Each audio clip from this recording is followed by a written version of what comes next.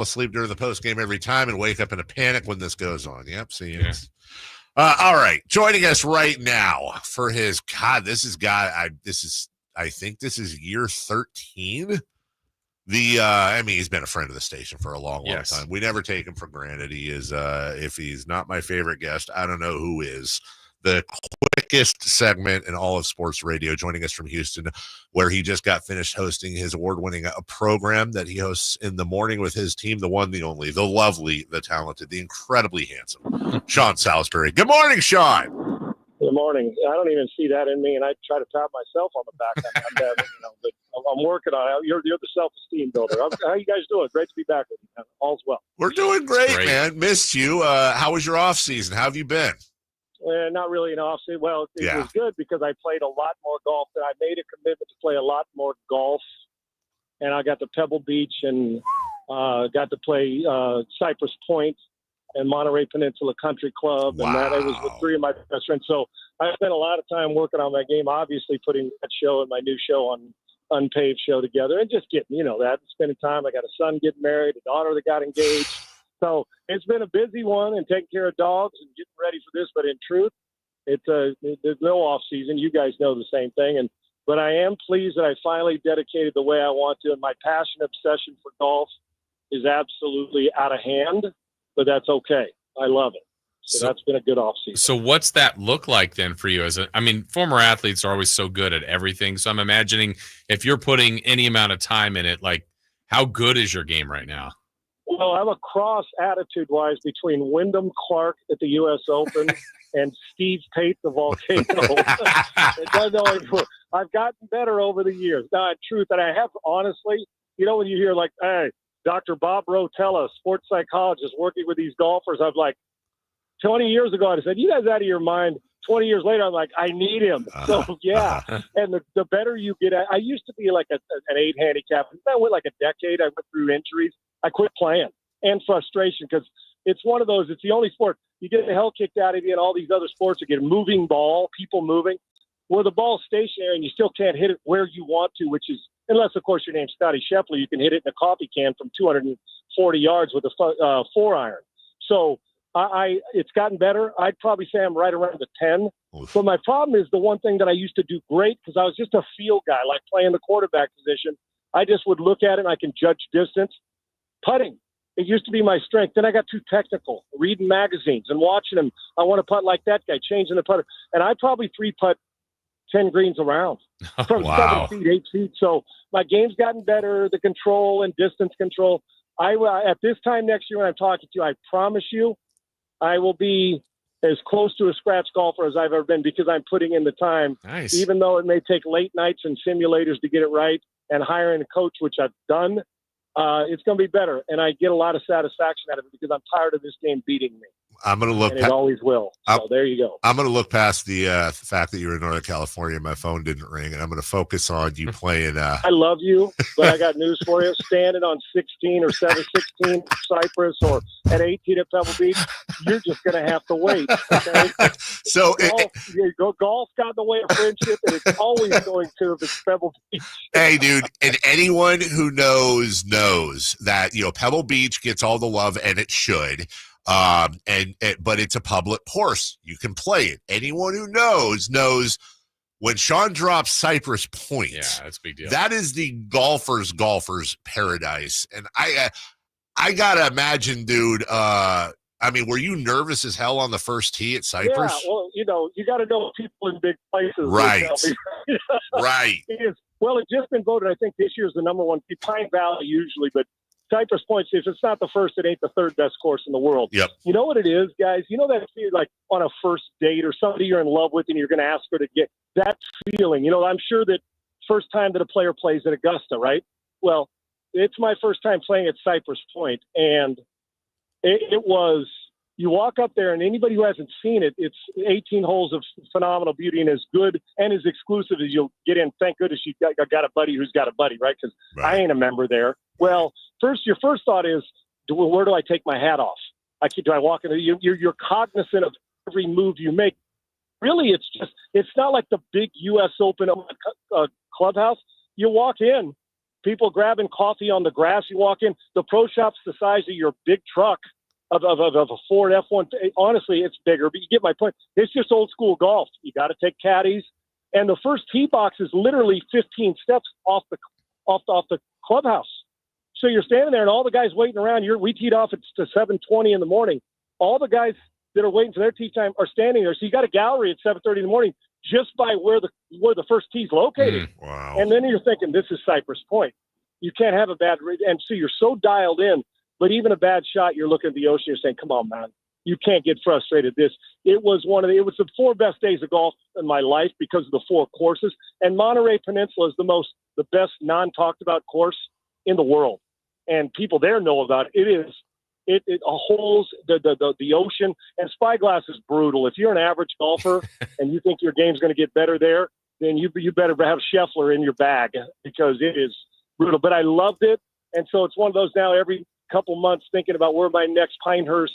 I've been to Black Wolf Run. I want to go to Bandon Dunes. I am literally obsessed that I want to leave and be a apparel designer or apparel guy and selling Titleist golf balls all around the country and forget everything else. That's how obsessed I am. But Cypress Point was just as you'd think times 100. It was awesome. That's great. As we're talking with Sean Salisbury. Sean, week 1 is finally here in the NFL. Some great matchups, some not so great ones this week too. But what has you on? What's on your radar for week 1? Well, there's obviously I want to see how the Cowboys respond to just weakening their defense tomorrow night, and if Philadelphia comes out with anger and hunger after, because they're still the best team in football now. We know how hard it is to do what Kansas City's done, beat it 3 in a row. And there's for mine here, just because we've anticipated what are they going to do offensive line-wise, the Stafford and the Rams and the Houston Texans, because I think the Texans are clearly the best team in this division. That division out west where you guys are when it comes to both AFC and NFC West. Eagles hunger, the Cowboys chaos, the Texans offensive line, and the Rams Stafford. Those are a few sidebars. And then I'm looking at the big picture and just in individuals in games, where's Lamar's next level? Can Josh Allen repeat what he did? Is Aaron Rodgers going to be worth a hoot in Pittsburgh? What's going to go on with Jordan Love and now Micah Parsons? I mean, J.J. McCarthy. There is more sidebars going into it and question. I don't know who the team in San Francisco is right now. Normally, you guys know I'm on with you guys every week. Going in, I feel real strong about the 49ers every year. I do. And you should feel strong about them too. But where's Brock Purdy's next level? How healthy will they be? Is McCaffrey 100% going to dominate? George Kittle, the defense, can he get back healthy wide receivers and disgruntled wide receivers? The questions that surround the 49ers, maybe this is that year that they run through, but this is going to be interesting. And then how Seattle with Darnold. I think there's so many great questions in the league that it's not even just the game. It's kind of the individuals in the game. But the Texans and the Rams got me, and I want to see what Philadelphia does against Dallas and if they continue to. And I'm telling you, a couple teams, keep an eye on Washington, because I don't think last year that the sophomore slump's going to hit Jaden Daniels. I think he's that good. And then the obvious stuff of teams like what are new coaches going to do and what's the next level for some of these teams that are sitting on the doorstep, and can Kansas City continue to sustain this incredible run of just domination in the AFC? How about your Raiders and the moves they've been making, starting with Pete Carroll moving through the draft and bringing in Geno Smith? I got to think you're happy. It seems they're going in the right direction. Big time, Dave. I'm I guess more optimistic going into this season than I have been in a minute, because Geno Smith can play. I think Genty's going to be I don't usually subscribe to high first-round running backs, and then you watch Barkley play it, then you say, well, maybe I need to change that, and then usually you can get away with it.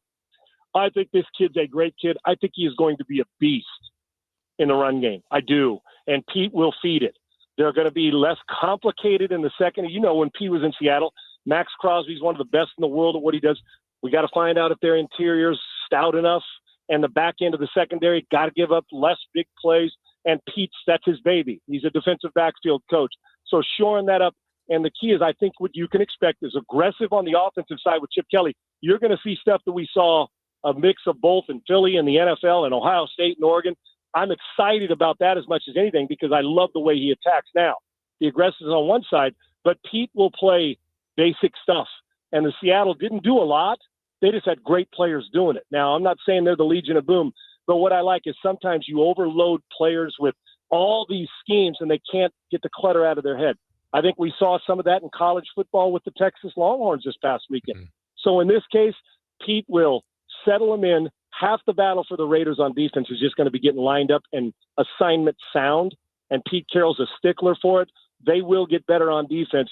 They'll do less, and in doing less with all coverages, they'll end up doing more. I'm excited about it, and I'm excited to see how Chip Kelly elevates another level to Geno Smith's play and how he implements the running game. Sean, do you think the two tight ends? I didn't mean that's a great position for the Raiders because he's a spread guy. I'm anxious to see how he implements them spreading out using wide receivers in mismatch situations, which is a valuable asset in the league now. Sean, do you think that's the AFC West is the best division? Maybe NFC North, or what's the best division you think? Yeah, it's a great point. Just when I say, it's got to be the AFC West because I think Denver's really good. And I start to look at the bottom. Who's the best fourth place?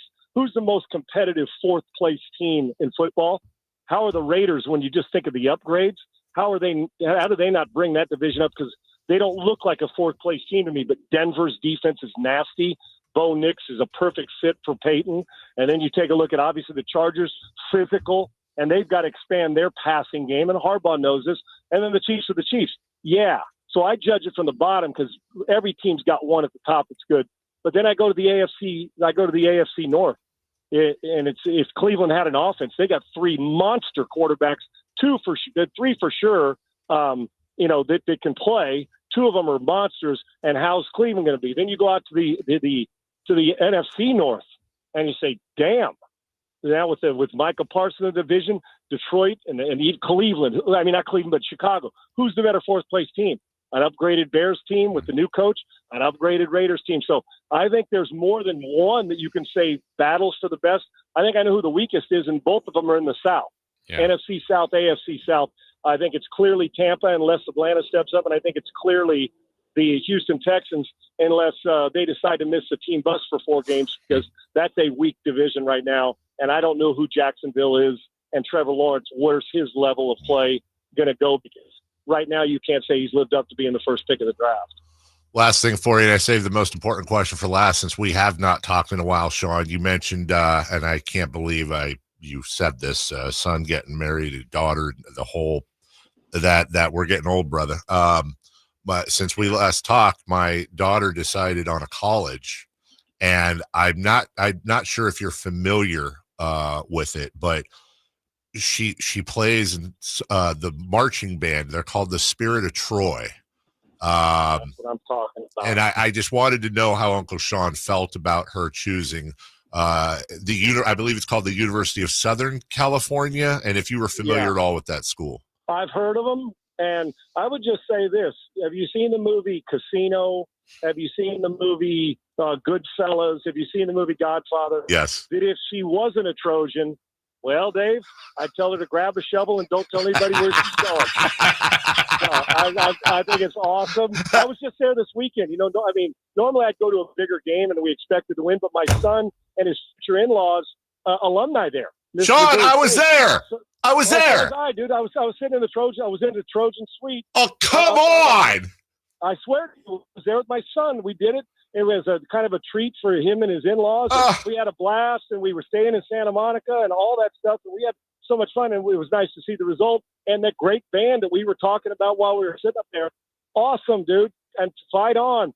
See, all that stuff you talking trash elsewhere. You are eventually, after all this is done in your old age, you're going to be a friggin' Trojan. No. How about them apples? Ain't happening. Awesome. I'm sorry I missed you. I had no idea she was going to school there. But now we'll be back a couple times. Yeah. So now we'll have to plan some. And then, and only then, will you get that visit because it ain't on the golf course. You're getting it, brother. I'm still taking cover over you. By the way, Florida State, huge win over Alabama last week. Oh, you had to get that. And you didn't? Let's hit that next week because you know what? You may have just sent Kalen DeBoer back to Washington. So there you go. Good effort. Well, there we go. Sean Salisbury and I missing each other right there, but we'll get back. Well, I love you, brother. Thank you for joining us again. Thank you. Love you guys too. We'll talk to you soon. Bye. Mm-hmm. What the hell? Missed him twice. That'd be nice to walk around USC with Sean Salisbury. Notice he was in the suite. Oh, I did. Yeah. I'd be on the outside waving at him. Hey, buddy. How you doing? Have a sandwich? Fort Ad territory next. The Carmichael Dave Show with Jason Ross.